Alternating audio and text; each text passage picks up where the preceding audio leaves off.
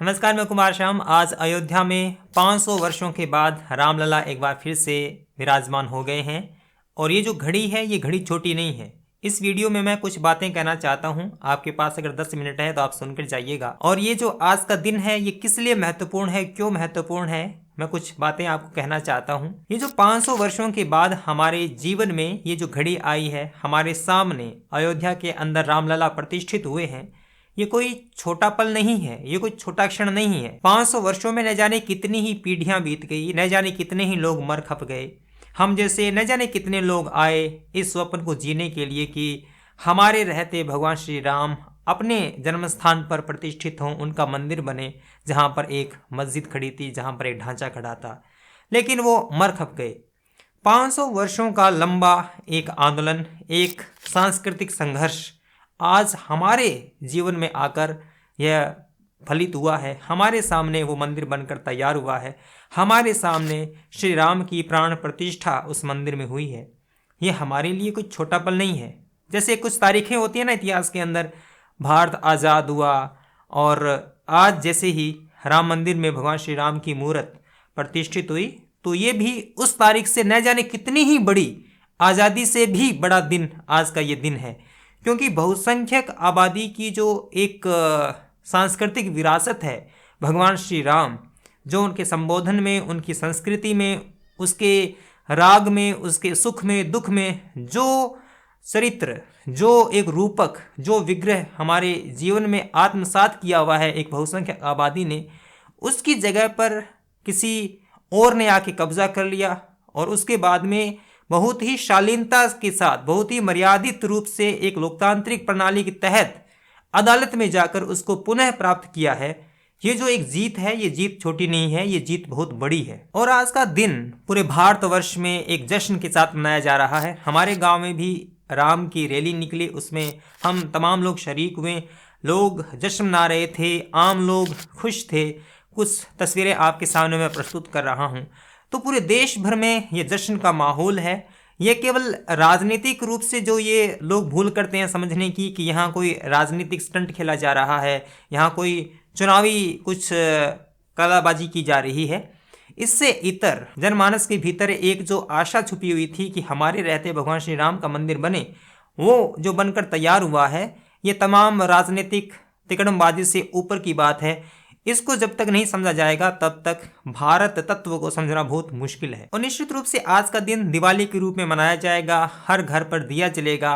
लेकिन मैं आपसे कहना चाहता हूं कि यह जो आज का दिन आया है हमारे जीवन में, हमने कुछ नहीं खोया है, लेकिन बहुत से परिवारों ने अपने बेटों को कुर्बान किया है। ये जो राम मंदिर बना है, कार सेवकों ने अपने सीने पर गोलियां खाई है, अपने माथे पर गोलियां खाई है। तो जब आप अपने घर की मुंडेर पर चढ़ें और दिया जलाएं, तो एक दिया उन तमाम बलिदानियों के लिए जलाएं जिन्होंने राम मंदिर के लिए अपने प्राणों को न्यौछावर कर दिया। कोठारी बंधु जिन्होंने बाबरी मस्जिद पे जाके भगवा फहराया था, मुलायम सिंह की पुलिस ने उनको 0 पॉइंट से गोलियां मारी थी, उनको घर से निकालकर सड़क पर दौड़ाकर उनको गोलियां मारी थी। दोनों भाई 2 नवंबर 1989 के दिन बलिदान हो गए थे। 30 अक्टूबर 1989 के दिन मुलायम सिंह की पुलिस ने धुआंधार गोलियां चलाई कार सेवकों पर, और जो सरयू तट था वो रक्त रंजित हो गया था। आज उस सरयू तट पर दीप जले हैं, आज वहां पर रंग है, आज वहां पर खुशी है। तो उसके पीछे उन तमाम बलिदानियों की कुर्बानियां हैं जिन्होंने अपने परिवार को नज़रअंदाज किया, अपने तमाम सुखों को नज़रअंदाज किया और इस एक मंदिर के लिए अपने प्राणों को न्यौछावर कर दिया। तो जब भी आप एक दिया जलाएं तो उनके लिए ज़रूर जलाएं जिन्होंने अपने प्राणों को इस मंदिर की राह में त्यागा है। ये कोई छोटी बात नहीं है। अपने सीने पर गोलियां खाना, ये सिर्फ कहानियां हमें लगती है, हमें फिल्म में गोली लगते हुए दिखती है तो हमारे लिए बहुत ही सामान्य हो गई है। लेकिन कोई व्यक्ति जब साक्षात गोली खाता है तो वह छोटी बात नहीं है, बहुत बड़ी बात है। और जिन्होंने अपने प्राणों को न्यौछावर कर दिया, वो नहीं देख रहे हैं इस घड़ी को, वो सृष्टि के किसी भी कण में मौजूद होंगे, वो हमें देख रहे होंगे, वो साक्षी बन रहे होंगे। उस दौर के पत्रकार उन घटनाओं की वृतांत सुनाते हैं, तो जब आप सुनेंगे तो आप सिहर उठेंगे। हेलीकॉप्टर से गोलियां साधे गए थे, लोगों को इसके लिए जेल में डाला गया था कि वो राम भक्त हैं। सिर्फ इसलिए जेल में डाला गया था कि उनका गुनाह है कि वो राम भक्त हैं। लेकिन समय ने करवट ली है। जो लोग हंस रहे थे, जिन्होंने गोलियां चलाकर कभी माफ़ी नहीं मांगी, वो कहते रहे कि हमने ठीक ही किया जब हमने कारसेवकों का नरसंहार किया, वो दिन लद गए हैं, समय पलटा है और आज उनका नामो निशान नहीं है।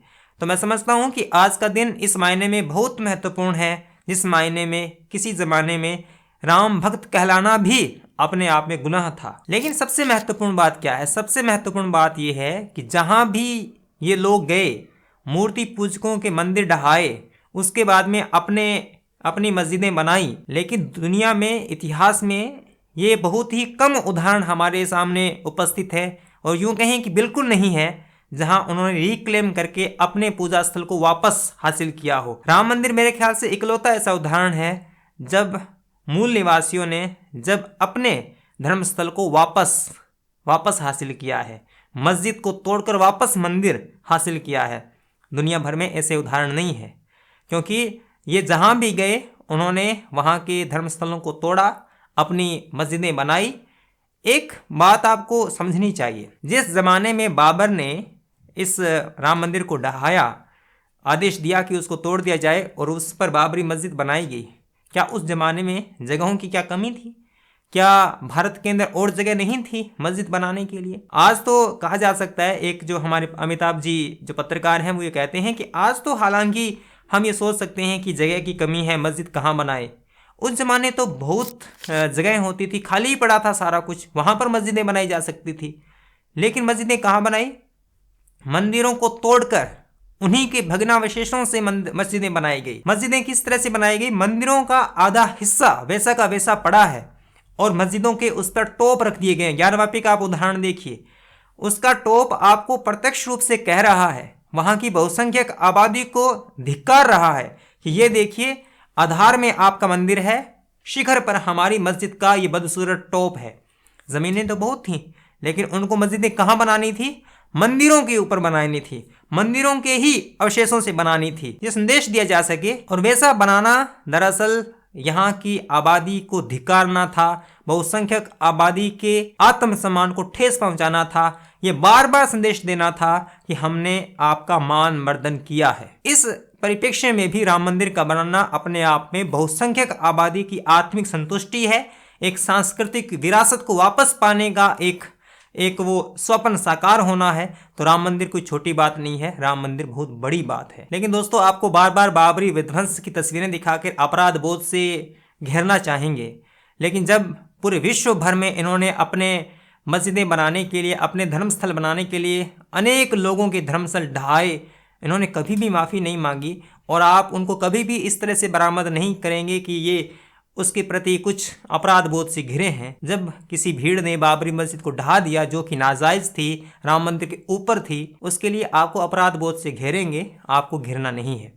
और ये लोग आप पर हमला करेंगे। बम्बई की तस्वीरें आ रही है कि रात ही कुछ लोगों ने राम भक्तों पर हमला किया, लेकिन आपको जो भारत की धैर्य की प्रतिमूर्ति हैं श्री राम, उनके नक्शे कदम पर चलकर एक अकाट्य धैर्य हासिल करना है, धैर्य बनाए रखना है, शालीनता से पेश आना है, क्योंकि ये लोग आज के दिन कुछ न कुछ ऐसा करना ज़रूर चाहेंगे जिससे कि इस दिन कुछ न कुछ रक्त रंजित किया जा सके, रक्त की लकीर खींची जा सके, उसके आसरे जो ये जश्न है उसमें खलल डाल सके। इसके लिए तमाम हिंदुओं को सचेत रहना है, सजग रहना है, और इस जश्न को बड़े ही उत्साह के साथ मनाना है। बड़े बड़े शब्द ठेले जाएंगे, धार्मिक उन्माद, बहुसंख्यक उन्माद, ये वो जूती के नोक पे है ये सब कुछ। इसलिए जब कोई और वर्ग जब उत्साह के साथ मनाता है तब कुछ नहीं होता, लेकिन बहुसंख्यक होने का ही ये गुनाह है कि आप कुछ नहीं कर सकते, वरना बहुसंख्यकवाद हो जाएगा, ये हो जाएगा, वो हो जाएगा। छोड़िए इन तमाम शब्दों को। आपने जो हासिल किया है, आपका जो सपना साकार हुआ है, उसको जिए, दीप जलाएं, खुशी मनाएं, मिठाई बनाएं और रामलला के आगमन का सत्कार करें। ये वीडियो आपको कैसा लगा ज़रूर बताएं, और शेयर कर सकते हैं, और चैनल को सब्सक्राइब भी कर सकते हैं अगर आपको हमारी बात पसंद आती है। बहुत बहुत शुक्रिया।